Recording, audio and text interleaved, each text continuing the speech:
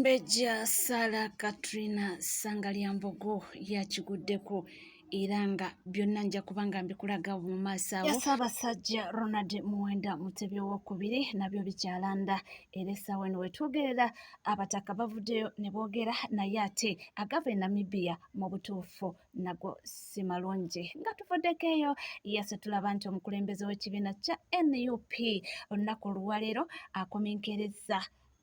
akomenkereza tuwaye mulowooza biki ebyawadde oba biki ebyabuulidde aba Western Uganda munnange abatadde akamwenyumwenyu ku ttama byonna nja kubanga bikutuusaako mu maaso awo. Nkugamba kimu nti omukoto tuli ku NCK TV era bw'obanga tuna subscribinga kekadde obeere ng'osubscribinga wamala okusubscribinga ng'onyiga akadde nakugamba nti akadde kano katuyambakoko okubanga tutegeera nti tutaddeyo amawulire awo nno ne tulyoka ne tudduka bunambiro ne tubanga twefunira amawulire nga bukyali.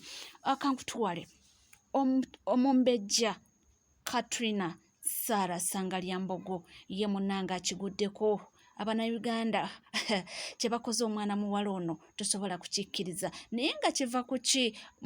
Omwana muwala ono yagenda ne yeesala akambalo yakeesaze kansooke nkabalage nga kalaga nti yali ku beach.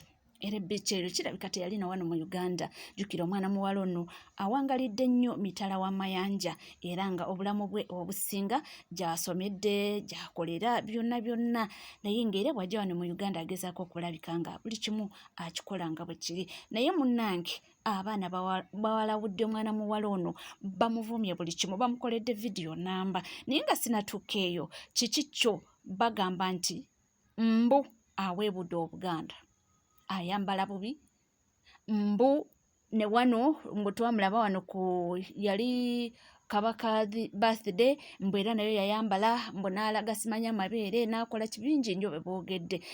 Tebakomyewo ne baba nga bazza akatambi mbu bamuyita okuwa speech n'alemererwa okwogera Oluganda ate n'ayogera Oluzungu. Kansooke mbawo akatambi ako yali gundi ya Naabagereka launch of Kisakaati kakano. We are grateful for this partnership that the Naabagereka Development Foundation is getting today from MTN Momo. This is particularly important because of its significance in terms of nurturing the generation of Uganda and the values of the Obutulamu. Our flagship program, the Sakaticha Naabagereka, is a tool critical for reviving our traditional values and should be rallying point of all Ugandan children and youth as we navigate through life. Just like in sports, the Ubuntu values can be found in the Sakaticha Naabagereka, such as tenacity, teamwork and integrity, equality, empathy and leadership around each other. We are looking forward to the maturing benefit partnership with MTN Momo. The partnership between the foundation and MTN is built on aligning objectives shared by the two organizations, which can include uplifting communities and rallying around what has emerged as important global causes and concerns such as youth and children. We look forward to many more years working with you. Thank you very much.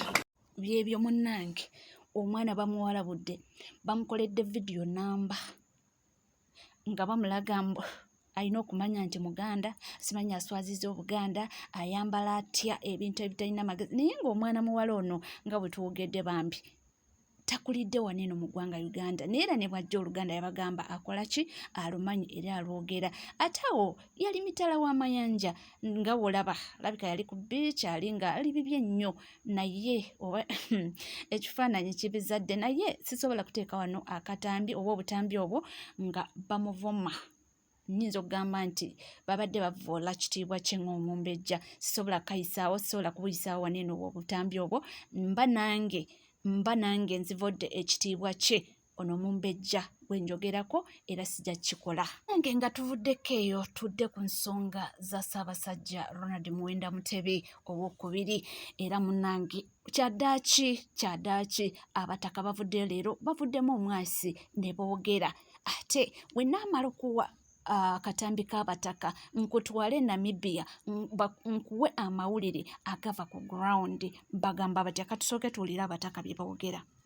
Sasa tabirangako mukomera tabeeranga ekyo nakyo twakikakasa yali sikomera tekitegeeza nti bwe tuba Ssaabasajja tetwamulaba tetwasobola kumanya ku mbeera ya bulamu twagimanya kubanga Namibia waliyo bangi be twayogerezeganya nabo era batukakasa nti newankubadde tusobola kulaba Ssaabasajja naye Ssaabasajja ali mu mbeera emusobozesa okubeerawo ng'omu ali mu mbeera nnungi era atereera ekyo twakimanya gavumenti ya Namibia ekyo yakitubuulira kubanga yakikakasa okubeera kwa Ssaabasajja Namibia ekumanyi ekyo twakimanya era tusobola okukyogera netukibuulira baba ekibagamba ebyo twali twebuuza nga tugamba bannange kiki kye baakola abataka kuba lwe bwavaayo ne basirika nga teryanyiga ne twebuuza abange babagamba temubaako kye mwogera babakola ki naye baabo boogedde bagamba tebaalabako Ssaabasajja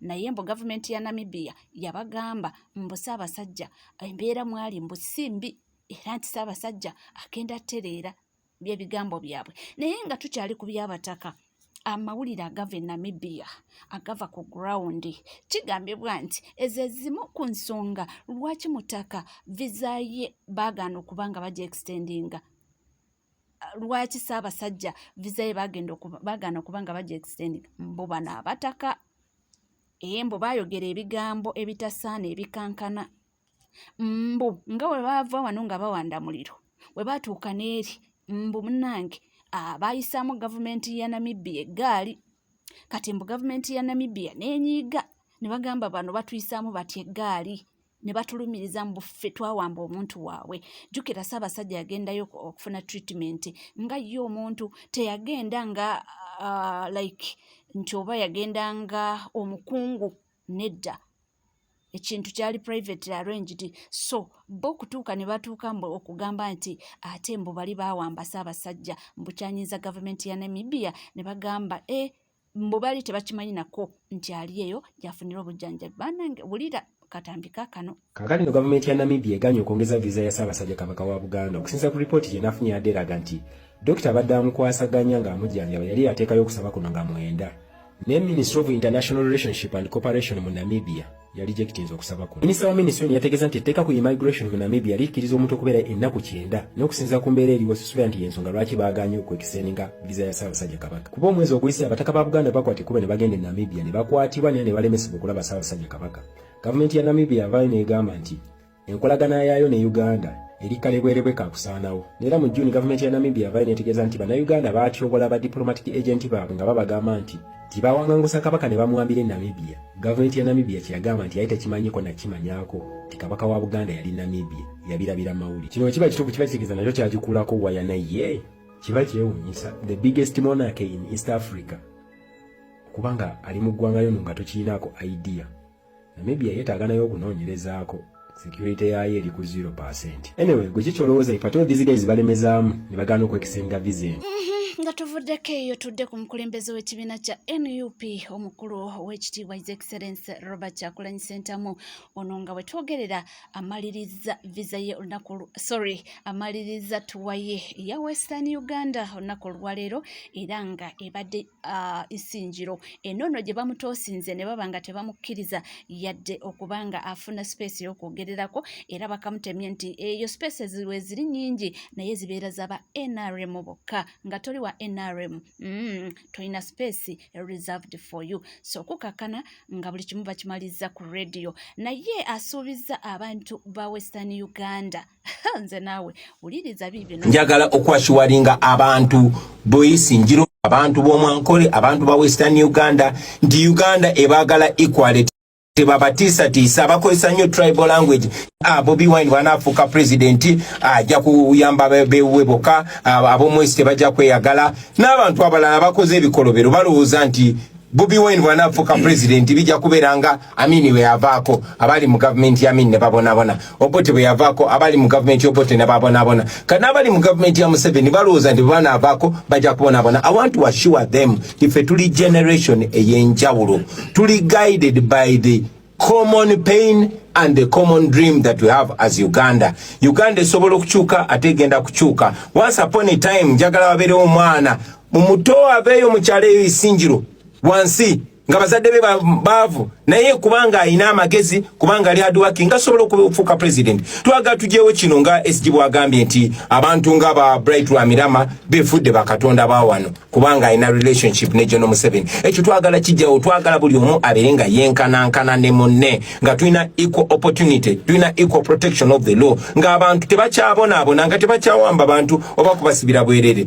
Ekisemberayo ddala twagala kuleeta bukulembeze si bufuzi. Twagala abantu tubawe obuyinza bwabwe.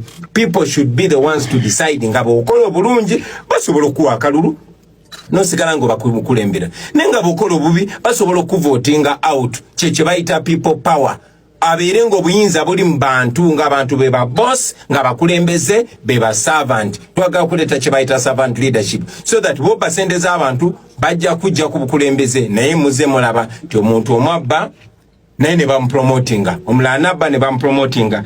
Message badde nyingi naye njaga kusembayo ngamba siima nnyo abantu beesingiro. Mwebale munonga kutwakira, mwebale kutushagika, mwebale kutworeka olukundo kandi mugumizemu mutatiina mutwegateko tukyuse Uganda eyagaze buli omu fena tubeere happy nga ba Ugandans. Eno pain ejja kuba in the past. Ate nammwe abapoliisi abasirikale n'aba NRM temutya, eno Uganda yaffe fena bwe tunaabeera n'obukulembeze obw'enjawulo tugenda kweyagala fena.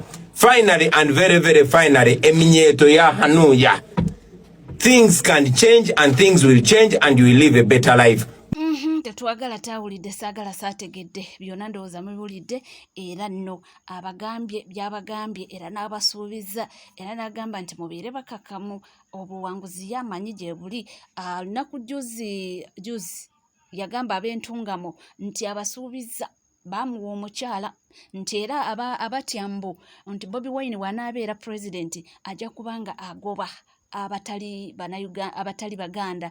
N'agamba nti mulowooza nnyinza okugoba mukyala wange Babi n'abaana abazadde anti manyi abo bonna bajja kuba si baganda. Nti mubeere bakakamu ekintu nze siina buzibu ndi ku kintu kimu kubanga tugoba na kyemalira nze naawe. Mutukkirize tube nga tubeerekereza naye tujja kubanga tukoma mu masana mawulire mangi nnyo temuvaawo.